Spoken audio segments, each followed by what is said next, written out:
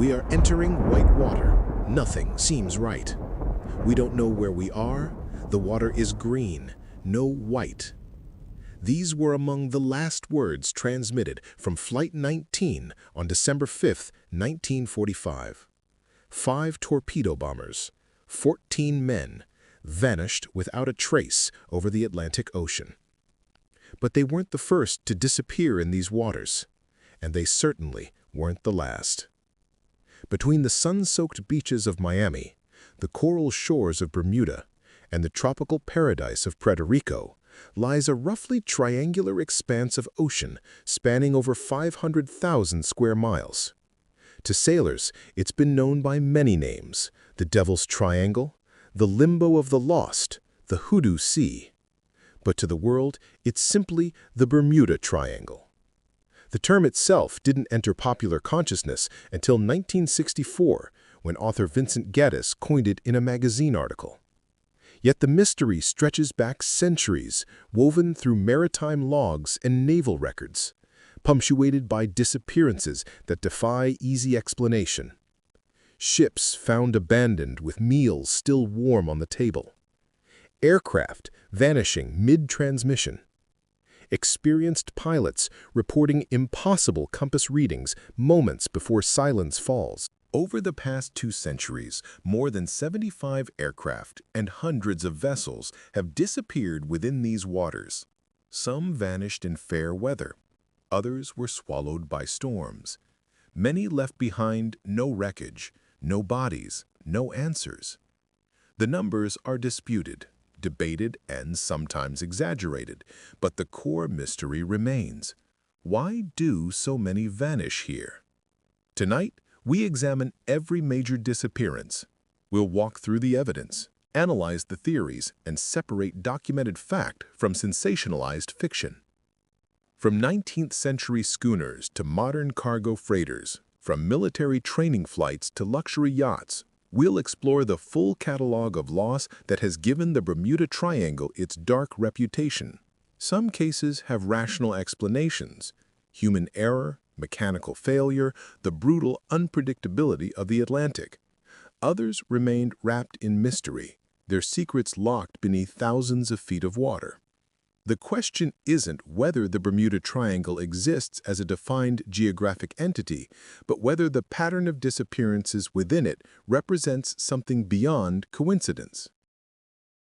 The ocean here is deep, unpredictable, and unforgiving. The Gulf Stream flows through it at nearly 6 miles per hour, powerful enough to sweep away debris in hours. Tropical storms form with little warning. Topography shifts dramatically from shallow reefs to abyssal trenches. In many ways, it's the perfect place for tragedy to strike and leave no evidence behind. But is that all it is? A confluence of natural hazards? Or does something else lurk in these waters? Over the next hour, we'll journey chronologically through the most significant disappearances, each case with the scrutiny it deserves. We'll explore the theories: methane eruptions, magnetic anomalies, rogue waves, and yes, even the more exotic explanations that have captured public imagination. We'll hear the final transmissions, read the last log entries, and piece together the final moments of those who sailed or flew into the Triangle and never returned. The truth, as always, lies somewhere between the skeptics and the believers, between the cold calculations of probability and the haunting persistence of the unexplained. Long before Flight 19 made headlines, sailing ships were disappearing in these waters with alarming regularity. The Atlantic has always been treacherous, but certain patterns began emerging in naval records that suggested something unusual about this particular stretch of ocean. In 1800, the USS Pickering vanished without a trace. A 187-ton schooner carrying 90 sailors, she departed from Delaware in August, bound for the Caribbean. Weather reports from the period indicate relatively calm conditions. She was expected to arrive within 2 weeks. She never did. No wreckage was ever found, no bodies recovered, not a single piece of debris washed ashore. For the families waiting in port, there was no closure, no explanation, only the terrible certainty that somewhere between the American coast and the islands, the Pickering had simply ceased to exist. Over the next century, dozens more vessels would meet similar fates. The USS Wasp disappeared in 1814 with 140 crew members. The USS Wildcat vanished in 1824. These were military vessels, well-maintained and commanded by experienced officers, yet they left the historical record as suddenly as if they'd sailed off the edge of the map. But the most baffling disappearance of the early 20th century was the USS Cyclops in March 1918. She was no small coastal vessel. The Cyclops was a massive collier, over 540 feet long, displacing 19,360 tons. She carried 306 crew and passengers, making her loss the single largest non-combat disappearance in U.S. naval history. The Cyclops departed from Barbados on March 4, 1918, bound for Baltimore with a cargo of manganese ore. The journey should have taken approximately 5 days. The weather, while not perfect, was deemed navigable. The ship's commanding officer, Lieutenant Commander George Worley, was experienced despite a reputation for eccentricity. He reportedly wore a bowler hat and long underwear on deck and preferred to go barefoot. Unusual, perhaps, but he knew these waters. The ship was last seen leaving Barbados harbor. After that, nothing. No distress signal was sent. No emergency transmission was received.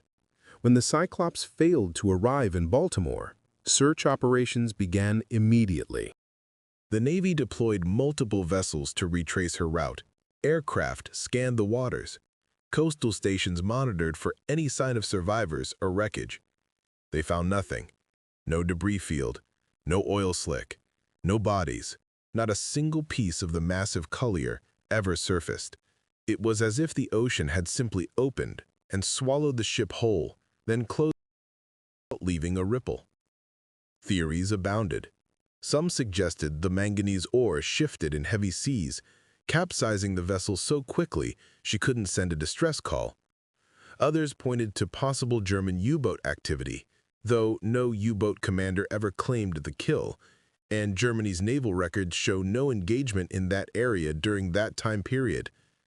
Structural failure was proposed, but the Cyclops had been inspected and deemed seaworthy before departure. The naval inquiry concluded with frustrating ambiguity.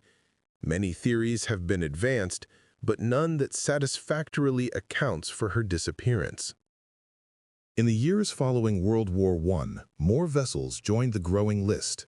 The Carroll A. Deering, a 5-masted commercial schooner, was found run aground off North Carolina in January 1921, completely abandoned.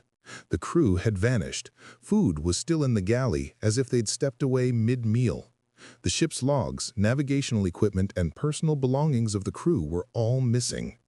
What happened to the 11 men aboard remains unknown. Was it piracy? Something else? The case was investigated by multiple federal agencies, including the FBI, but no definitive answer emerged. The Deering had passed through the Bermuda Triangle shortly before her discovery, and whatever happened to her crew likely occurred in those waters. These early disappearances established a pattern that would repeat throughout the century. Experienced sailors, seaworthy vessels, favorable or manageable conditions, and then sudden, total disappearance. No mayday calls, no wreckage, no survivors to tell the tale. The ocean had claimed them, and the ocean kept its secrets. December 5, 1945. The world was just beginning to emerge from the shadow of World War II. At Naval Air Station Fort Lauderdale, Florida, 5 TBM Avenger torpedo bombers were being prepared for a routine training mission. The flight plan was simple, familiar, and had been executed hundreds of times before. Fly east over the Atlantic, conduct practice bombing runs at Hens and Chickens Shoals, then return to base. Expected duration, 2 hours. The aircraft were reliable. The TBM Avenger had proven itself throughout the Pacific War, sturdy and dependable. Each carried a 3-man crew, pilot, turret gunner, and radio man. 14 men in total would board the 5 planes that afternoon. It was designated Training Flight 19. Leading the flight was Lieutenant Charles Taylor, an experienced pilot and instructor with over 2,500 flight hours. He knew these waters, had flown this route before. The other pilots were students, but they were well-trained and flying in formation.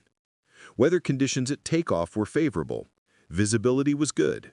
There was no reason to expect anything unusual. At 2:10 p.m., Flight 19 lifted off from Fort Lauderdale. The 5 bombers rose into the December sky, their engines thrumming in unison, and turned east toward the Atlantic. Controllers watched them disappear over the horizon. Everything was proceeding normally.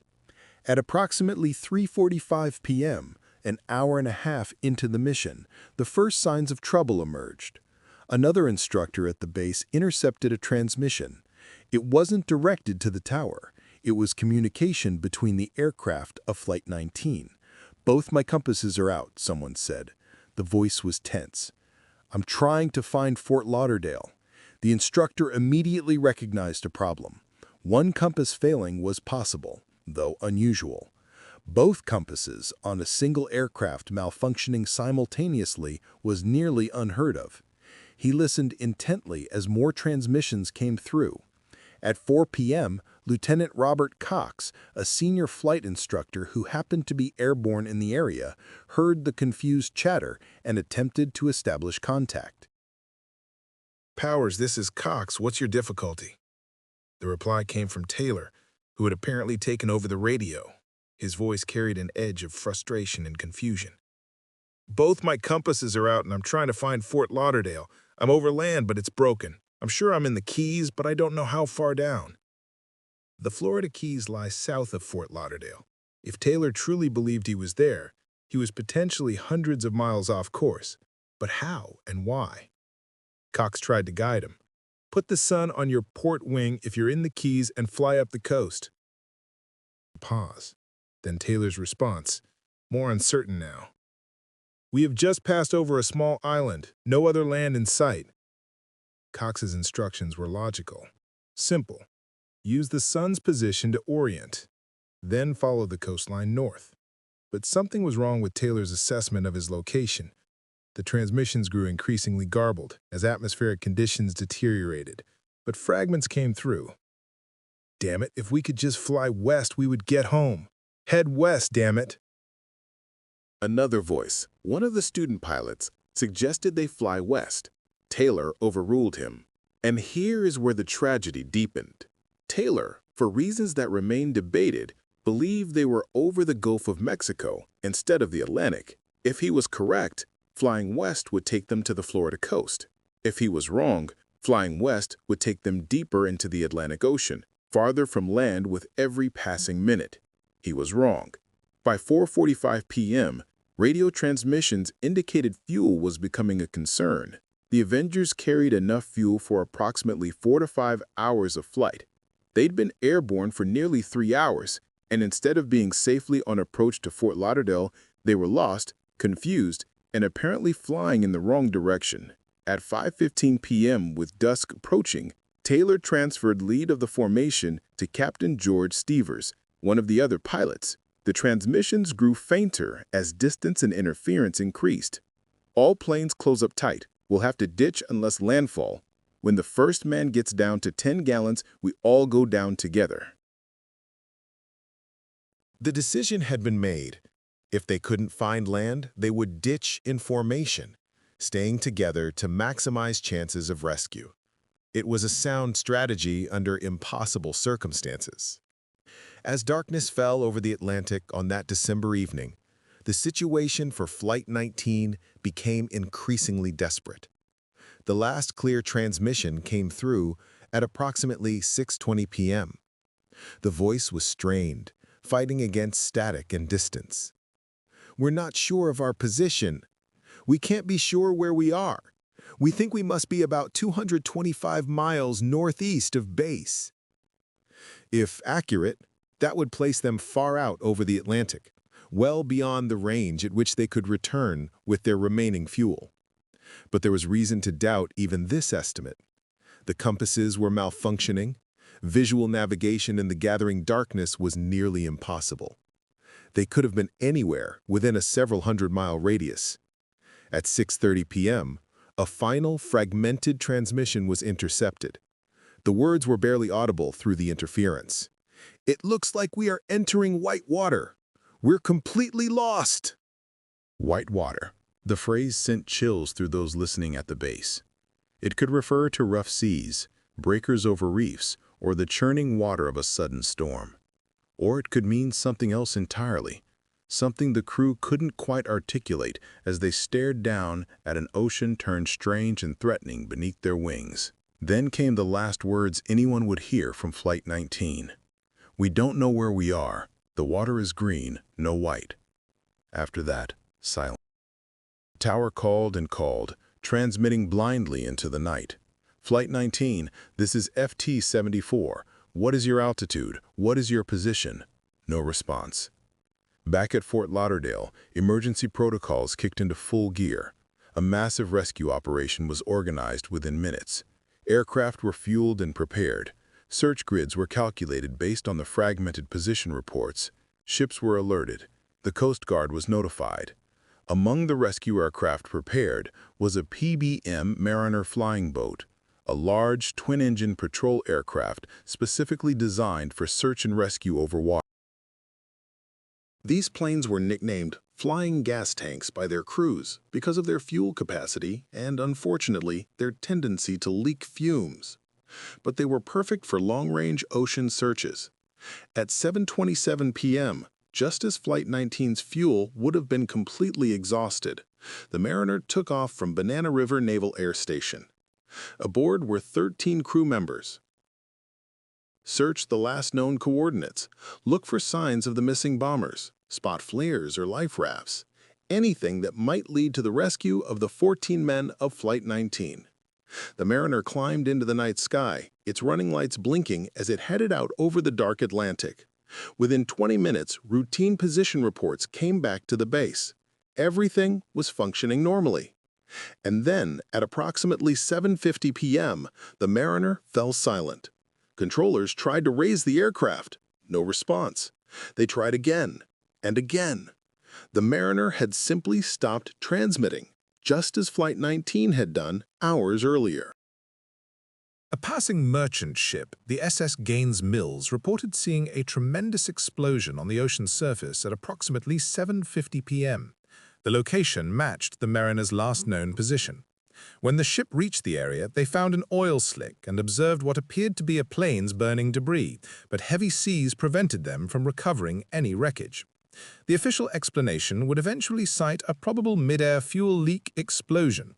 The Mariner's reputation as a flying gas tank seemed to support this conclusion, but the timing was chilling. A rescue plane sent to find one group of vanished aircraft had itself disappeared in almost exactly the same way. Sudden silence, no mayday, no explanation.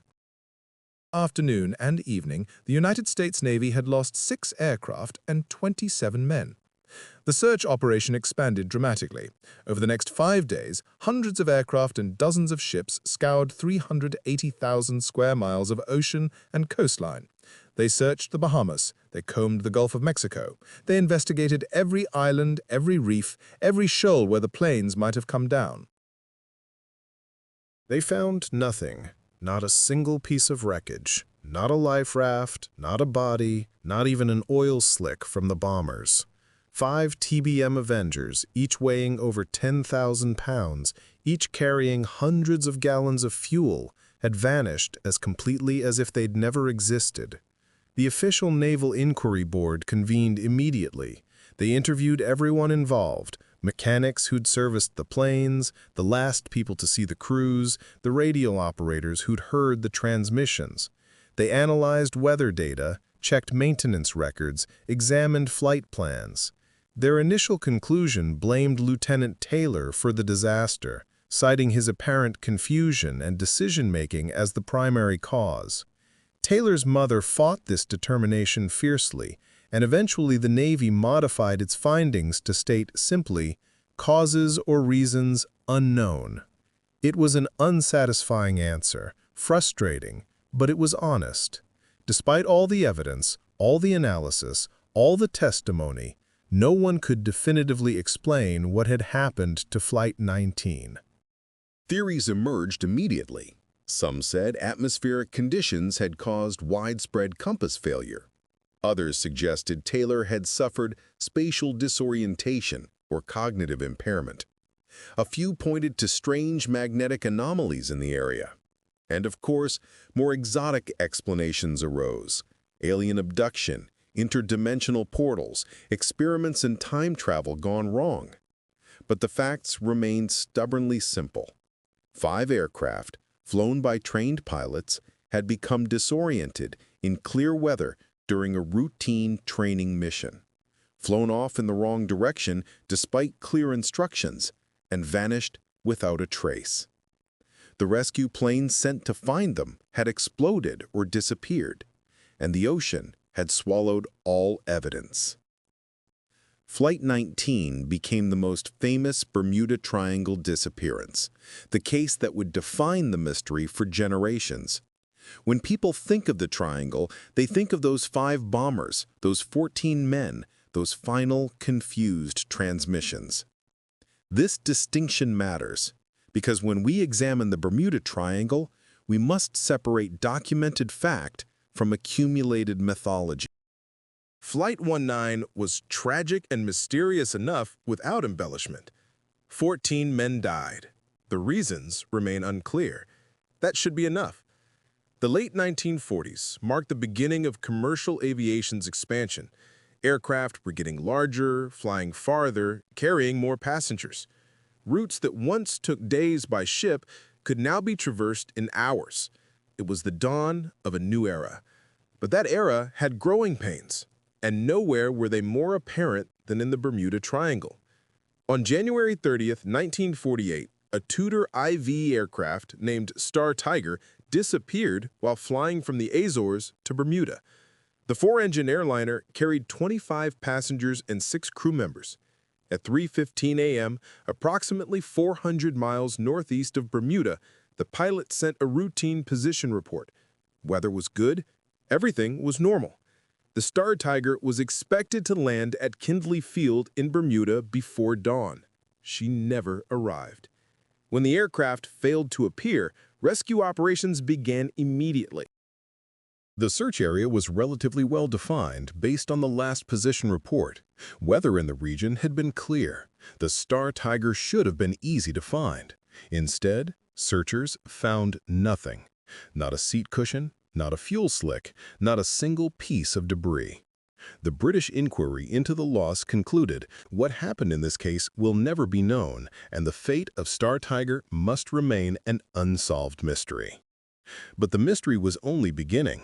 Less than a year later, on January 17, 1949, another Tudor IV, this one named Star Ariel, disappeared under eerily similar circumstances. The aircraft departed Bermuda at 8:42 a.m., bound for Kingston, Jamaica, with 13 passengers and 7 crew aboard. At 9:37 a.m., the pilot radioed a routine position report. He indicated they were on course, at altitude, with good visibility.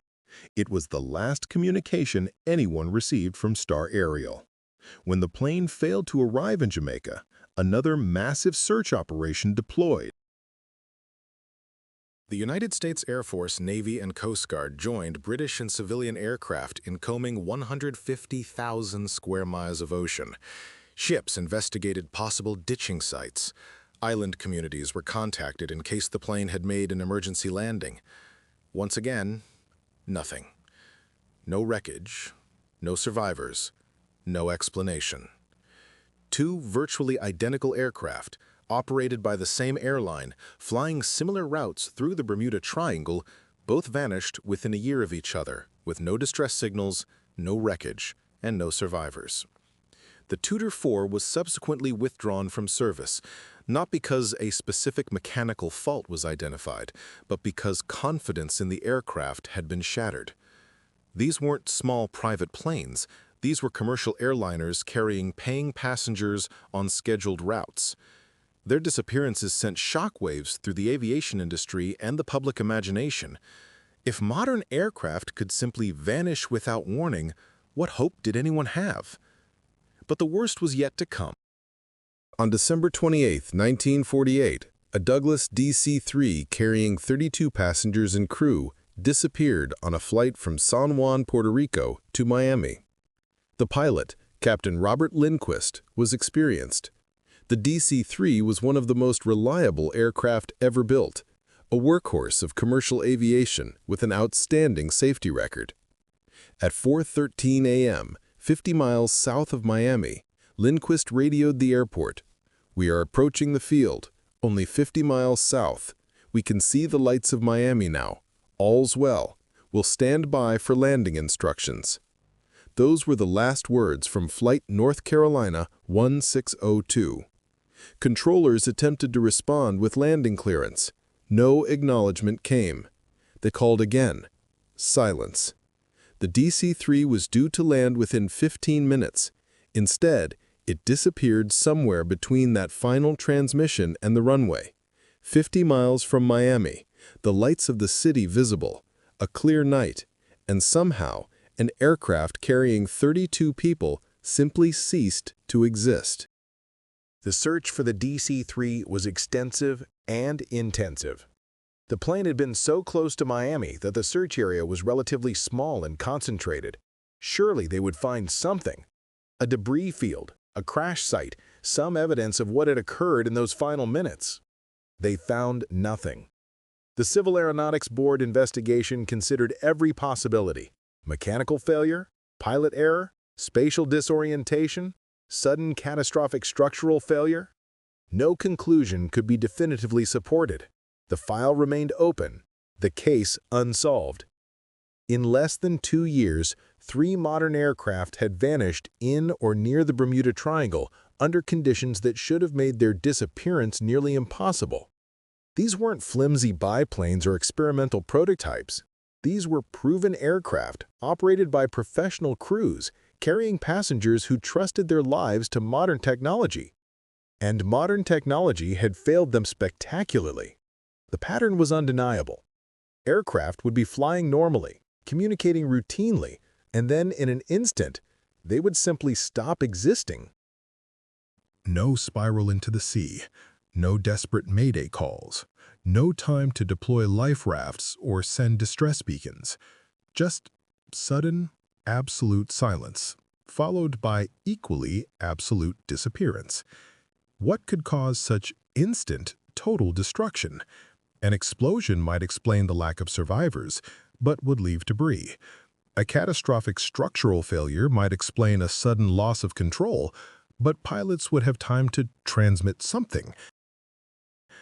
Even a water landing, however hard, would leave floating wreckage, unless something was destroying these aircraft so completely and so instantly that nothing remained. But what? And why here? Why in this particular stretch of ocean? The questions multiplied with each new loss, and the answers remained frustratingly out of reach. The ocean depths held their secrets, and the Bermuda Triangle's reputation as a devourer of aircraft was becoming impossible to dismiss as mere coincidence. While aircraft captured headlines with their sudden disappearances, ships continued to vanish with equal regularity, often carrying far more souls into the depths.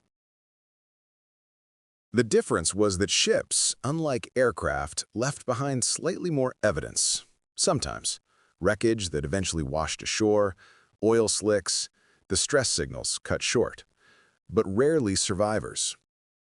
USS Marine's Sulphur Queen stands as one of the most baffling maritime disappearances in modern history. She was a T-2 tanker, 523 feet long, built during World War II and converted to carry molten sulfur in heated tanks. On February 2, 1963, she departed Beaumont, Texas, loaded with 15,260 tons of molten sulfur heated to 275 degrees Fahrenheit, bound for Norfolk, Virginia. Aboard were 39 crew members.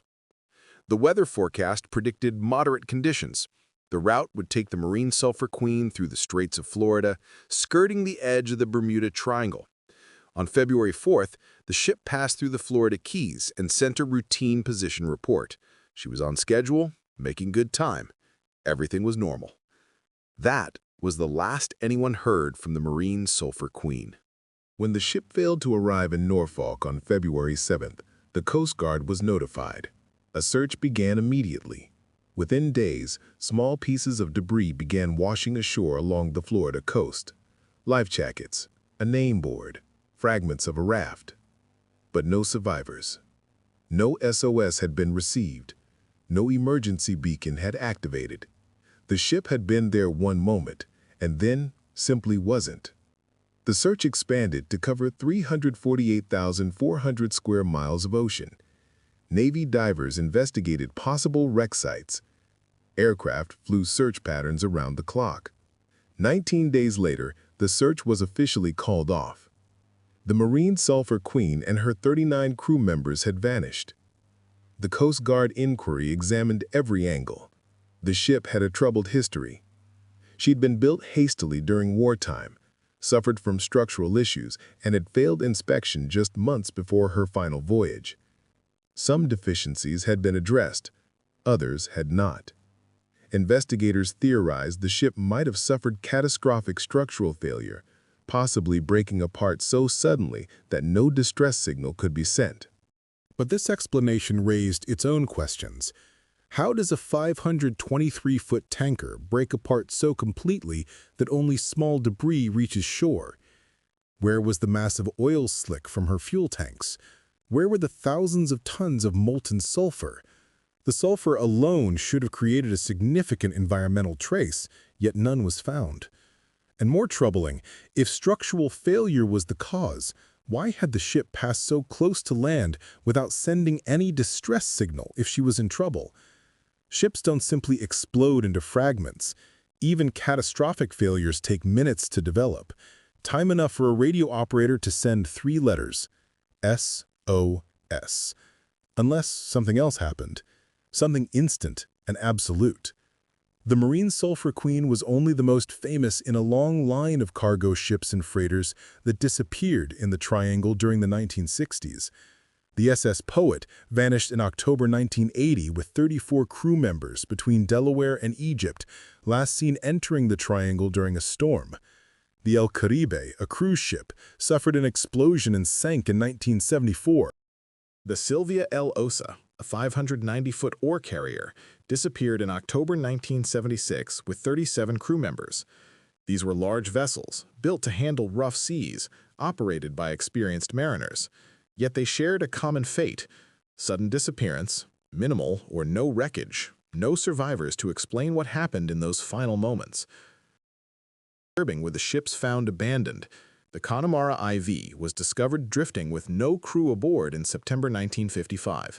The yacht Witchcraft disappeared in December 1967 under especially bizarre circumstances. The boat was anchored just 1 mile from Miami in calm weather when the owner radioed the Coast Guard for a tow. The boat was unsinkable, he said, equipped with multiple flotation chambers. A Coast Guard cutter arrived at the location 19 minutes later. The Witchcraft was gone. No trace of the boat or its 2 passengers was ever found. 1 mile from shore, 19 minutes, unsinkable, yet vanished as completely as if it had never existed. The ocean here is unforgiving in ways that are hard to comprehend from the safety of land. The seafloor drops away dramatically in places, plunging to depths exceeding 19,000 feet. In these abyssal trenches, water pressure reaches crushing levels. Anything that sinks into these depths is effectively gone forever, inaccessible to all but the most specialized deep-sea equipment. The Gulf Stream, that massive ocean current flowing through the triangle at speeds up to 6 miles per hour, can disperse wreckage across hundreds of miles within days. A ship that sinks in one location might leave debris that surfaces weeks later hundreds of miles away, making it nearly impossible to locate the actual wreck site. And then there are the storms. The Caribbean spawns hurricanes with terrifying regularity. These storms can intensify rapidly, catching ships that departed in fair weather. But hurricanes are tracked, predicted, and generally avoided by modern shipping. The ships that disappeared mostly did so in moderate conditions, not during obvious storm events. So what explains the pattern? Are we looking at natural hazards being statistically clustered in one region, creating an illusion of mystery? Or is something about this particular expanse of ocean genuinely anomalous? Not every disappearance involved massive ships or commercial aircraft. Some of the most haunting cases involved small planes and yachts, families on vacation, private pilots on routine flights, couples sailing their dream voyage. These disappearances often received less attention than the headline cases, but they were no less mysterious and no less tragic. On July 1, 1954, a Super Constellation aircraft carrying 42 passengers and crew disappeared north of the Triangle while flying from New York to England. The pilot reported his position over the Atlantic, then went silent. Extensive searches found nothing. But this was an oceanic flight, not strictly within the Triangle boundaries, and could arguably be attributed to the vast distances involved. More troubling were the disappearances that occurred close to land, where small aircraft should have been easily found if they'd crashed. In July 1969, a Piper Apache with 2 people aboard vanished between Florida and the Bahamas. The weather was clear, the flight path was well established, the pilot was experienced. The aircraft simply dropped off radar and was never seen again. In December 1970, a private aircraft carrying 3 people disappeared on a flight from Nassau to Miami. The last communication indicated they were on course, weather was good, and they expected to land within the hour. They didn't make it. In April 1971, a chartered aircraft vanished with 25 passengers between Puerto Rico and Jamaica. This wasn't a tiny private plane, a substantial aircraft on a commercial charter. Yet it followed the same pattern, routine communication followed by silence and disappearance. The list goes on and on. Small planes that should have been found weren't. Yachts that should have reached port didn't. Each case had families left waiting, hoping for news that never came. One particularly chilling case involved the sailing vessel Snowboy in July 1963. A 63-foot ketch that departed Kingston, Jamaica, bound for Northeast Cay. She carried a crew of 40. When she failed to arrive, searches found no wreckage, no survivors, nothing. 40 people aboard a sailing vessel that should have been highly visible, and they simply ceased to exist. But perhaps no small craft disappearance is more emblematic of the Triangle's mystery than the Witchcraft yacht. Let's examine that case more closely, because it defies every rational explanation.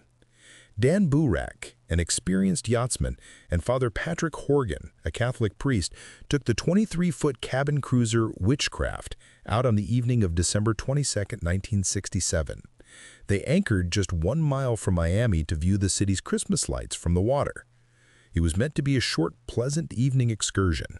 At 9 p.m., Burak radioed the Coast Guard. The Witchcraft had apparently struck something, and he wanted a tow back to shore. His voice was calm. There was no panic, no indication of danger. The boat was equipped with built-in flotation devices that made it, according to Burak, unsinkable. They were in no immediate danger, just inconvenienced. The Coast Guard dispatched a cutter immediately. The location was close, the waters were calm, visibility was good. The cutter arrived at the reported position at 9:19 p.m., 19 minutes after the call. The Witchcraft was gone. The Coast Guard searched the area thoroughly. They expanded the search radius, accounting for drift and current. They used searchlights to scan the dark water. Nothing. No boat, no debris, no people. Over the next 6 days, the Coast Guard, Navy, and Coast Guard Auxiliary conducted one of the most intensive searches ever mounted for a small vessel. They covered 24,500 square miles of ocean. They found nothing. Not a life jacket, not a seat cushion, not a single piece of the supposedly unsinkable Witchcraft. How does a boat in 19 minutes from calm water 1 mile from shore? Even if it had sunk, which should have been impossible given its flotation design, debris should have remained on the surface. Life jackets should have floated. The 2 men should have been visible in the water. But there was nothing, as if the ocean had opened beneath them and closed again without a trace. These small craft disappearances often lack the documentation of larger incidents. There are no black boxes, no extensive radio transcripts, no corporate investigations. Families filing missing persons reports, and searches that find nothing. But collectively, they paint a disturbing picture. Private pilots would later report unusual experiences in the Triangle: compasses spinning wildly, electronic equipment malfunctioning, a feeling of disorientation even in clear conditions. Some made it through and lived to tell about it. Others didn't, and were left to wonder if they experienced the same phenomena in their final moments.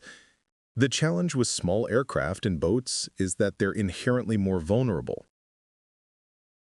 A private plane can be brought down by mechanical issues that would be minor inconveniences in a larger aircraft.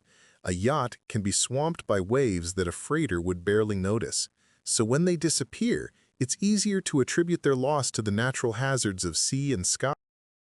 The sheer number of disappearances suggests something beyond ordinary risk. Hundreds of small craft have vanished in the Triangle over the decades, many in good weather, many piloted or sailed by experienced operators, many close enough to land that wreckage should have been found. And in almost every case, the pattern holds. Things are normal, and then they're not. Communication stops, the craft vanishes, nothing is found. Families are left with nothing but questions and the cold comfort of an official status: lost at sea, presumed dead. The ocean doesn't distinguish between large and small. It takes what it wants, when it wants, and rarely explains why. The military has always maintained a careful silence about incidents in the Bermuda Triangle. While civilian disappearances make headlines, military losses are often classified, minimized, or attributed to training accidents without public elaboration. But enough information has emerged over the decades to establish that the armed forces have experienced their own share of unexplained incidents in these waters. Beyond Flight 19, which remains the most famous military loss, numerous other aircraft and vessels have vanished during routine operations. In January 1948, a Tudor IV flying from RAF Transport Command disappeared with 20 passengers and crew between Bermuda and Jamaica. While technically a civilian aircraft, it was under military charter, carrying military personnel. In October 1954, a U.S. Navy Super Constellation vanished with 42 people aboard. The aircraft was on a routine transport flight from Maryland to the Azores when it disappeared over the Atlantic. Some classify this as outside the Triangle proper, but the loss contributed to the growing anxiety about this region. What makes military incidents particularly intriguing is what's not said. Crash investigations are thorough and classified. If the military has identified specific hazards or phenomena in the Triangle, that information remains locked in classified files. What we do know comes from declassified incidents, leaked reports, and the testimony of military personnel willing to discuss their experiences. Some of those testimonies are disturbing. Pilots have reported electronic failures while flying through the Triangle. It's going haywire, compass needles spinning, radio communications becoming garbled or impossible. In several documented cases, these malfunctions were temporary, the instruments returning to normal function once the aircraft left the area. But were these purely natural phenomena, electromagnetic anomalies caused by geological formations, or something else? The military conducted extensive studies on magnetic variations in the region, attempting to map areas where compass readings might be unreliable. What they found was that yes, there are localized magnetic anomalies, but nothing that should cause the systematic equipment failures reported by pilots. One particularly classified incident involves a KC-135 tanker aircraft that disappeared in August 1963 while on a routine refueling mission. 3 crew members were aboard. The aircraft was tracked on radar until it suddenly screens. No distress call was sent. Extensive searches found minimal debris. The official report cited unknown causes, and the file was sealed. Why seal the file on what appears to be a straightforward training accident? What information does it contain that requires classification decades later? These questions fuel speculation that the military knows more about the triangle than it publicly admits. Submarine incidents are even more tightly controlled. The nuclear submarine USS Scorpion sank in 1968, though well outside the triangle's traditional boundaries. But there have been unconfirmed reports of other submarine incidents within the triangle, vessels that experienced equipment malfunctions, navigation errors, or unexplained phenomena while submerged. The challenge with submarine operations is that they're inherently classified. If a submarine experiences something unusual but returns safely, that information never reaches the public. We only hear about catastrophic losses, and even those details are heavily redacted. What we can confirm is that the military continues to conduct operations in the Triangle regularly. Training exercises, patrol flights, naval maneuvers all proceed through these waters routinely. If there were consistent, predictable dangers, surely these operations would be modified or relocated. Yet they continue. This suggests one of two possibilities. Either the military has identified and mitigated the risks through classified knowledge, or the dangers, while real, are unpredictable and rare enough that operations can continue with acceptable risk levels. During the Cold War, speculation ran rampant about secret military experiments in the Triangle. Was the government testing experimental aircraft or weapons? Had something gone wrong during classified research? Were the disappearances actually caused by military activity rather than natural phenomena? The Philadelphia experiment, an alleged 1943 incident where a Navy destroyer escort supposedly became invisible and teleported, has been thoroughly debunked, but continues to fuel speculation about secret military capabilities. Could similar experiments have been conducted in the Bermuda Triangle? Could disappearances be the result of technology gone awry? There's no credible evidence for any of this, but the military's silence on certain incidents allows speculation to flourish. When official reports say only cause unknown, files remain classified, people fill the vacuum with theories ranging from plausible to fantastic. What's certain is that military losses in the Triangle have been significant. Aircraft, ships, and trained personnel have vanished just as civilian craft have. If anything, history more troubling. Military pilots are trained to handle emergencies. Military aircraft are maintained to exacting standards. Military communications equipment is robust and redundant, yet they just like everyone else.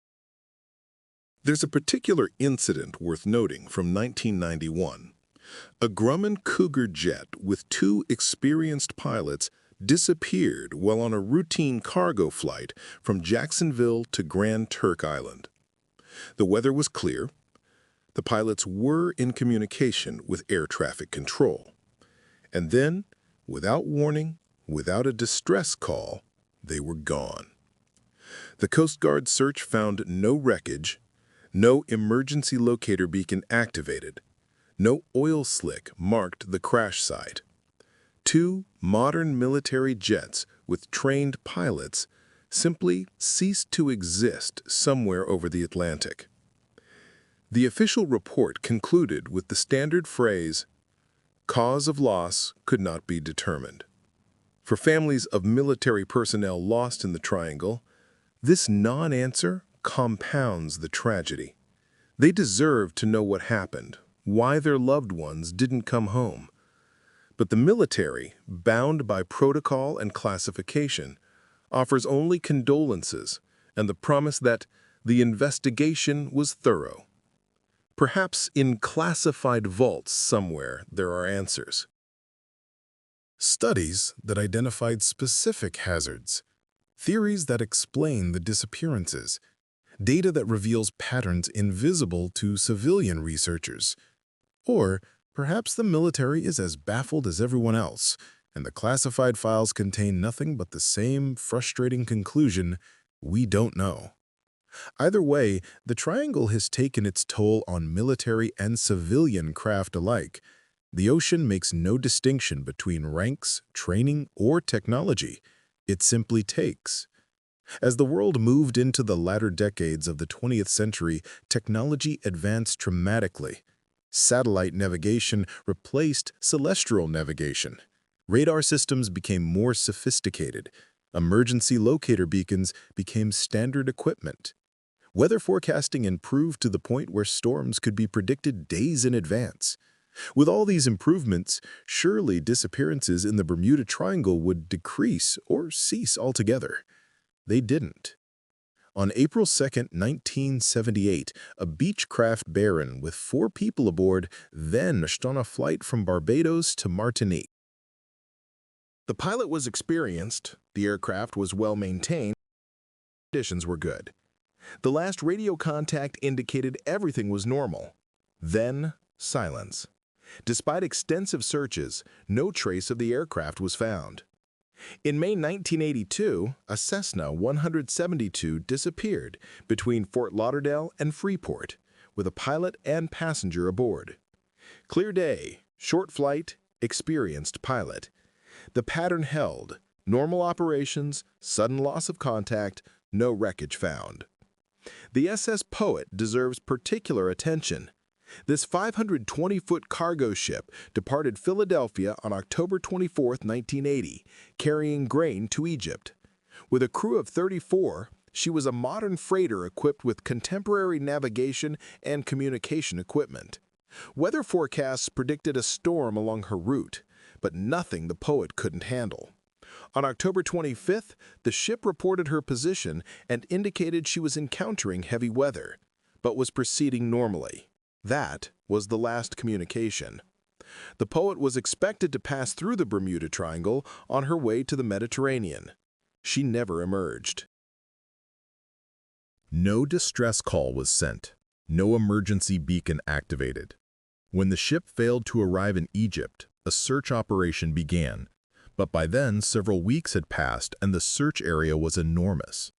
Some debris eventually washed ashore along the Atlantic coast, confirmed as belonging to the Poet.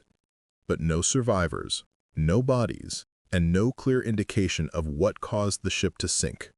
The Coast Guard inquiry considered multiple scenarios: catastrophic structural heavy seas, being overwhelmed by massive waves. But why no distress call? Modern ships carry redundant communication systems. Even in the worst scenarios, there's typically time to send an SOS. The 1980s saw a troubling cluster of small aircraft disappearances. In November 1984, a Piper Cherokee vanished between Fort Lauderdale and Nassau. In March 1985, a Cessna disappeared on the same route. In July 1986, another small plane vanished between Florida and the Bahamas.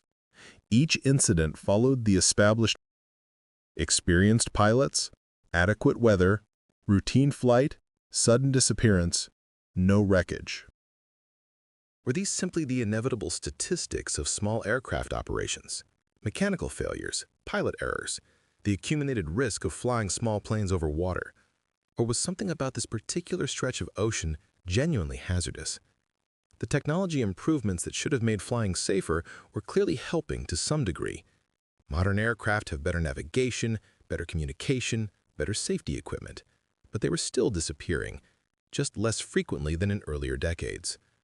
Or perhaps the decreased frequency was simply due to decreased traffic. As commercial aviation became dominated by larger jets flying higher altitudes, and as shipping routes were optimized by computer modeling, perhaps fewer craft were transiting the most dangerous areas of the Triangle. The hazards hadn't decreased, the exposure to them had. One incident from this era stands out for its sheer impossibility.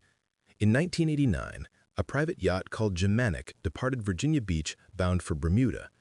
The yacht carried high-frequency radio equipment and an experienced crew. They maintained regular communication with shore stations for the first 2 days of the voyage.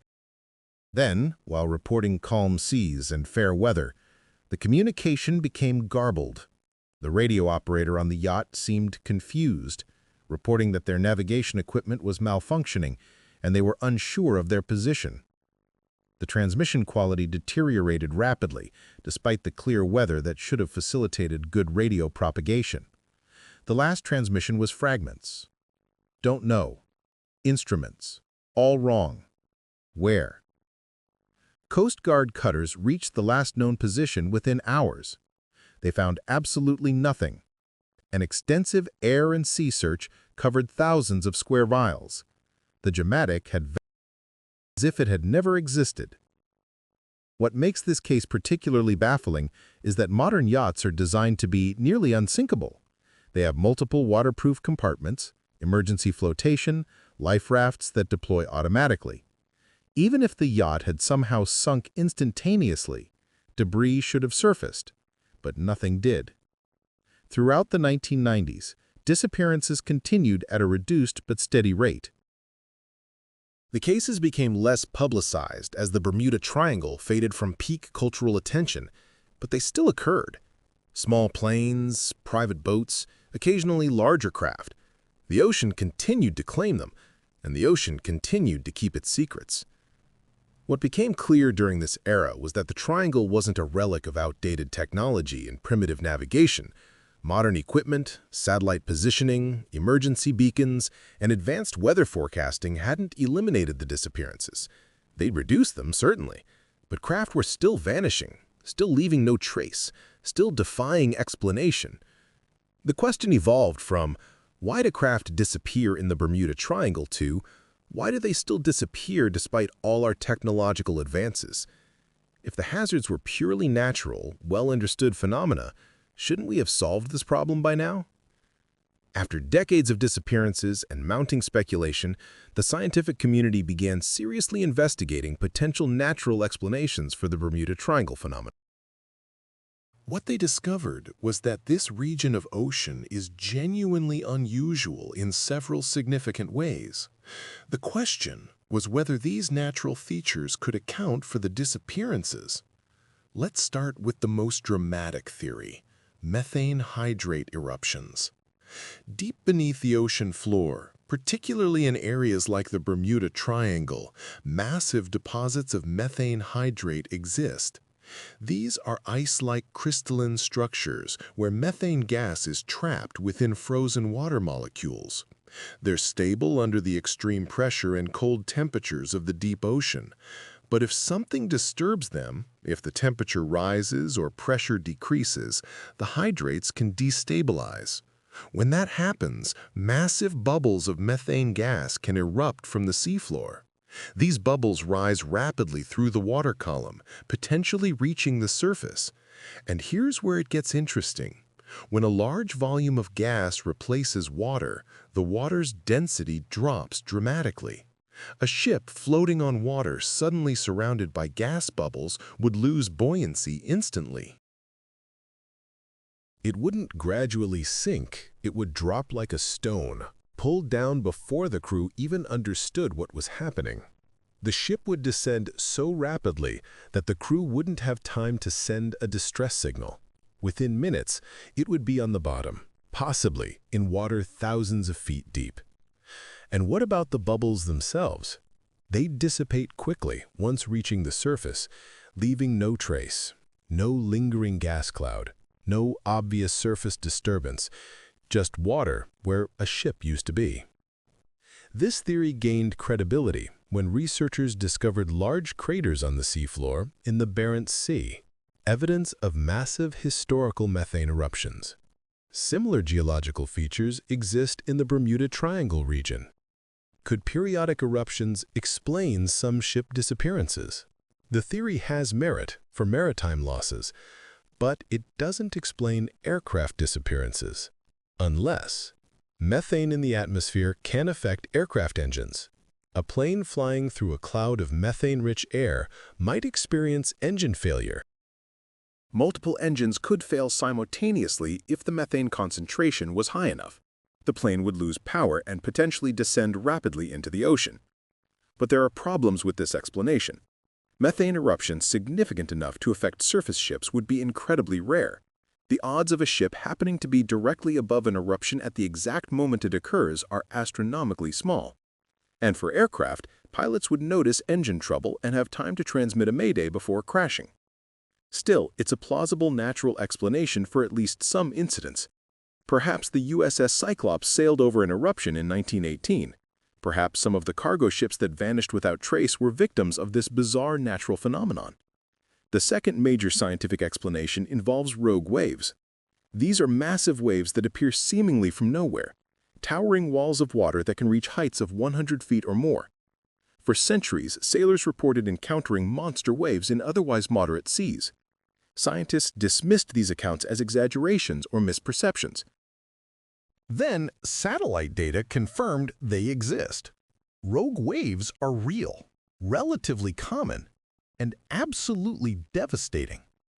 They're created when multiple wave trains coincide, their energies combining to create a single massive wave. These waves can strike with a little warning, and they're powerful enough to sink large ships. A rogue wave hitting a ship could explain sudden disappearances. The wave strikes, the ship is overwhelmed, and sinks so rapidly that no distress signal is sent. The wave dissipates, leaving no evidence of what occurred. Within hours, the Gulf Stream disperses any debris. The Bermuda Triangle's location makes it particularly susceptible to rogue waves. The Gulf Stream flows through it. Multiple weather systems converge here. The ocean floor topography, with sudden transitions from shallow to deep water, can affect wave dynamics. All the ingredients for rogue wave formation exist in abundance. But again, while this explains maritime losses, it doesn't account for aircraft disappearances. Rogue waves don't reach aircraft altitudes. And even the most dramatic rogue wave would leave debris floating after a ship sank. The third explanation involves compass and navigational anomalies. The Bermuda Triangle is one of the few places on Earth where true north and magnetic north align. This magnetic anomaly could confuse navigators who aren't aware of it or don't compensate properly. Additionally, localized magnetic variations have been detected in the region. These could potentially cause compass needles to give false readings. A pilot relying on compass navigation might become disoriented, especially in poor visibility or at night. This could explain why Flight 19's lieutenant reported his compasses weren't working properly. However, modern navigation doesn't rely primarily on magnetic compasses. GPS, inertial navigation, radio beacons all provide redundant positioning information. A magnetic anomaly might confuse a navigator, but it shouldn't cause total disorientation in modern aircraft or ships. Yet pilots and mariners continue to report unusual compass behavior in the triangle. Needles spinning wildly, instruments giving contradictory readings, electronic equipment malfunctioning temporarily. These reports are anecdotal but persistent. Is there something about the region's geology or the interaction of various electromagnetic fields that we don't fully understand? Could there be transient phenomena, perhaps related to solar activity or atmospheric conditions that create temporary but intense electromagnetic disturbances?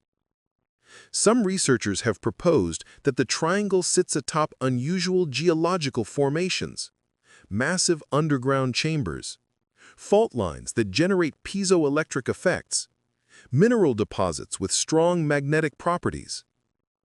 Any of these could theoretically create electromagnetic anomalies strong enough to affect navigation equipment.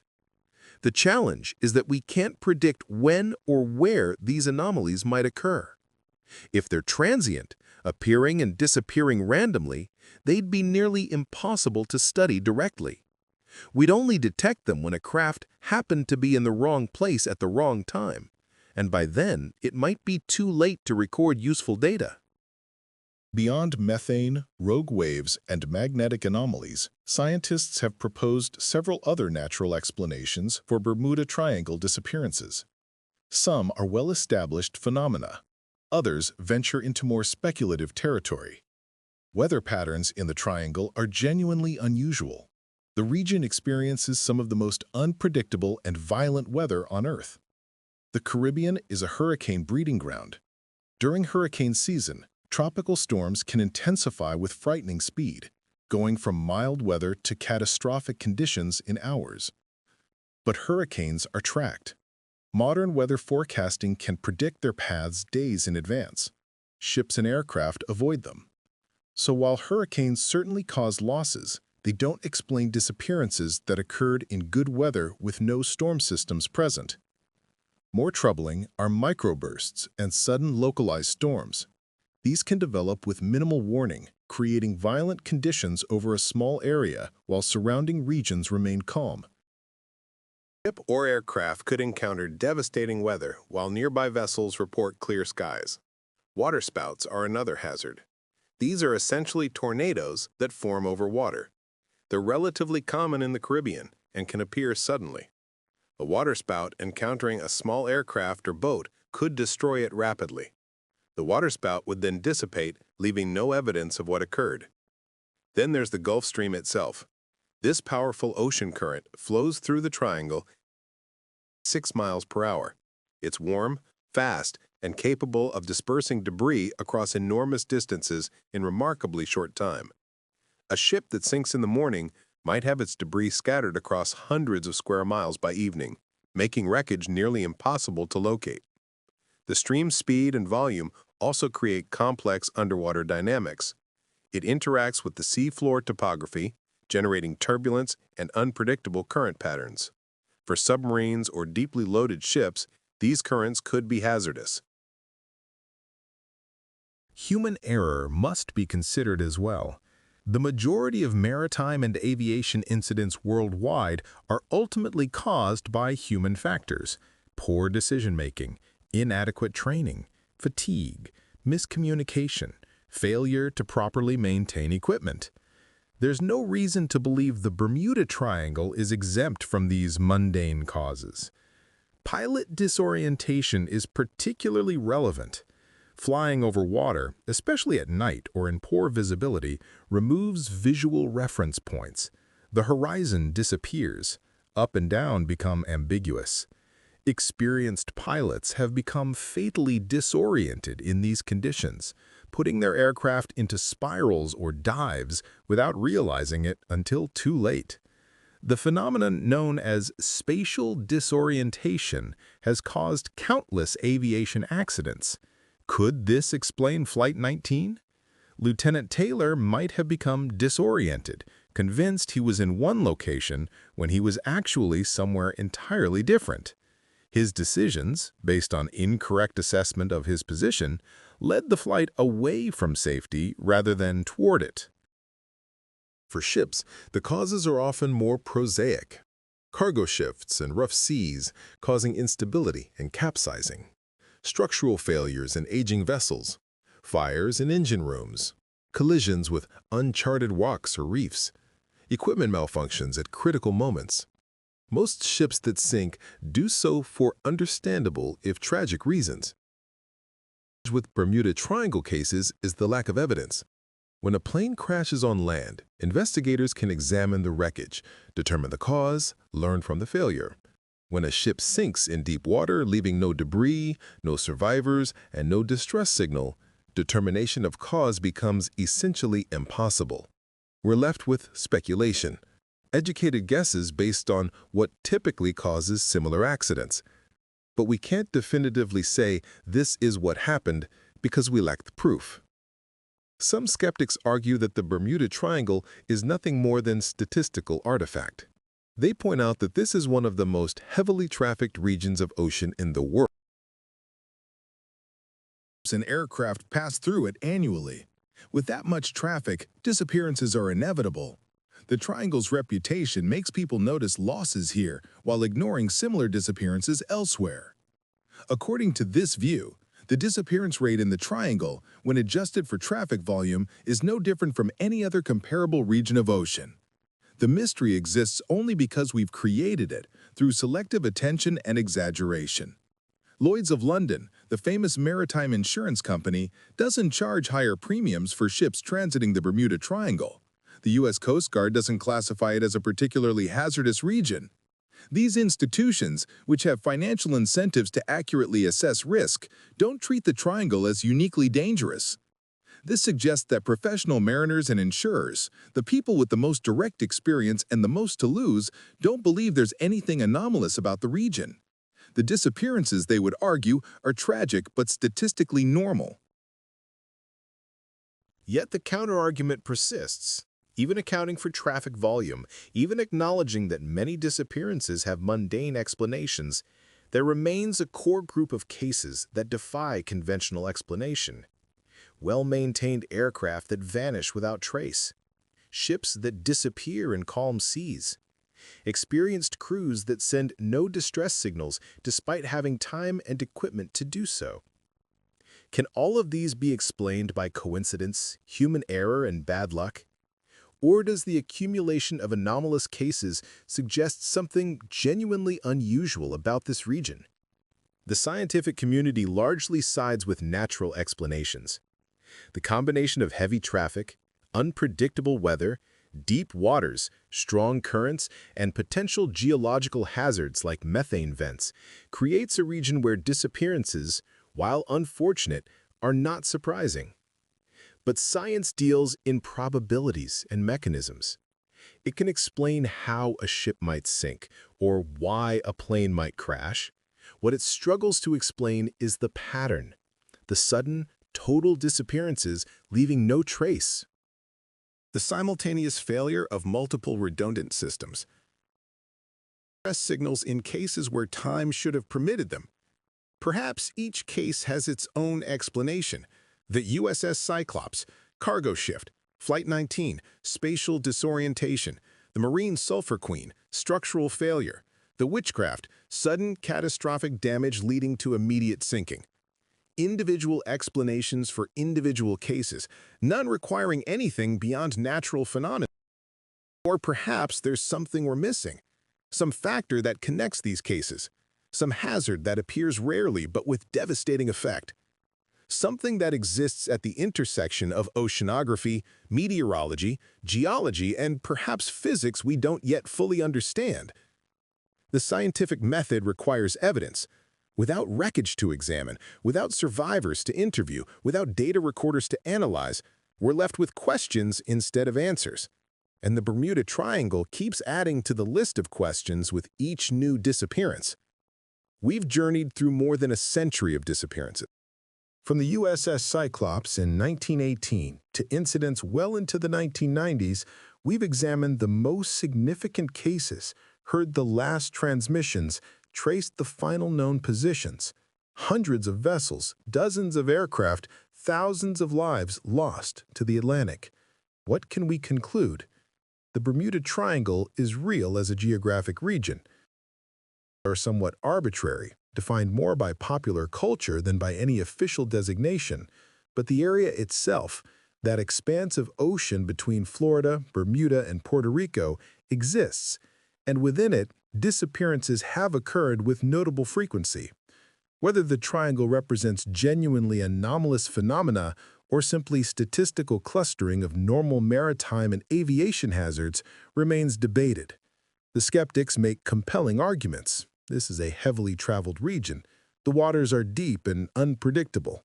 Weather can turn violent with minimal warning. Most disappearances likely have conventional explanations, even if we can't conclusively prove them without evidence. But then there are the cases that resist easy explanation. The USS Cyclops, a massive collier that vanished completely in moderate weather. Flight 19, experienced pilots becoming disoriented in clear conditions. The Witchcraft yacht, vanishing within sight of Miami in calm seas. The Marine Sulphur Queen, a 523-foot tanker leaving only scattered debris. The DC-3 that saw Miami's lights and then simply wasn't there anymore. These cases share troubling characteristics: sudden, total loss of contact, no distress signals despite having time and equipment to send them, complete absence of wreckage despite extensive searches, experienced operators making decisions or reporting conditions that don't align with reality. The scientific explanations, methane eruptions, rogue waves, magnetic anomalies, violent weather, human error, they can potentially account for individual cases. But do they explain the pattern, the clustering, the specific nature of these disappearances? Perhaps the answer is that there is no single answer. The Bermuda Triangle might be a convergence point for multiple hazards, a place where geology, oceanography, meteorology, and heavy traffic intersect to create conditions where tragic losses occur more visibly than elsewhere. Not a supernatural vortex or dimensional portal, but a genuinely hazardous stretch of ocean made more dangerous by the sheer volume of traffic passing through it. Or perhaps something about this region remains undiscovered. Some transient phenomenon that appears rarely but with devastating effect. Electromagnetic anomalies we can't yet measure. Atmospheric conditions that create fatal disorientation. Oceanic events that strike without warning and leave no trace. The U.S. Board on Geographic Names does not recognize the Bermuda Triangle as an official name. The National Oceanic and Atmospheric Administration states, there is no evidence that mysterious disappearances occur with any greater frequency in the Bermuda Triangle than in any other large, well-traveled area of the ocean. Yet the disappearances continue, less frequently than in earlier decades, certainly. Modern navigation and communication technology has undoubtedly saved countless lives, but craft still vanish. The ocean still claims victims, and in some cases, the ocean still refuses to explain why. For the families of those lost, statistics and scientific theories offer cold comfort. Whether their loved ones disappeared due to methane eruption, rogue wave, spatial disorientation, or inexplicable anomaly doesn't change the outcome. Someone they cared about sailed or flew into the triangle and never came home. No bodies to bury, no closure, just an endless waiting for answers that may never come. The mystery of the Bermuda Triangle endures not because we want it to be mysterious, but because some questions remain genuinely unanswered. We may never know what happened to the USS Cyclops. We may never understand what confused Flight 19's pilots so completely. We may never find the wreckage that would finally explain these losses. Remember the 309 souls aboard the Cyclops. Remember the 14 men of Flight 19 and the 13 aboard the rescue plane that went to find them. Remember the passengers who boarded the Tiger and Star Ariel expecting routine flights. Remember the crews of the Marine Sulphur Queen, the Poet, the Witchcraft, and the countless others whose names fill maritime registries and aviation records. They were real people. They had families, dreams, lives they expected to continue. The ocean took them, and whether it did so through natural hazard or something more enigmatic, their loss deserves acknowledgement. The Bermuda Triangle will continue to fascinate and terrify. Books will be written, documentaries will be made, theories will proliferate. Some will be grounded in science, others will venture into speculation and fantasy. But underneath all the theorizing and storytelling, there remains a stubborn core of truth. In this region of ocean, people have disappeared under circumstances that challenge explanation. Perhaps future technology will solve the mystery.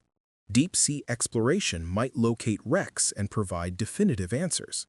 Advanced satellite monitoring might detect the transient phenomena that cause these disappearances. Scientific understanding might advance to the point where what seems mysterious becomes obvious. Or perhaps the triangle will keep its secrets. The ocean is vast and deep and fundamentally alien to human existence. We've explored only a fraction of the seafloor, We understand only some of the forces at work in the depths. The idea that mysteries remain, that some questions stay unanswered, shouldn't surprise us. What happened in the Bermuda Triangle? Ships sank, planes crashed, people died. Why? Sometimes we know. Often we can guess. Occasionally we're left with nothing but questions and the unsettling awareness that the ocean recognizes no obligation to explain itself.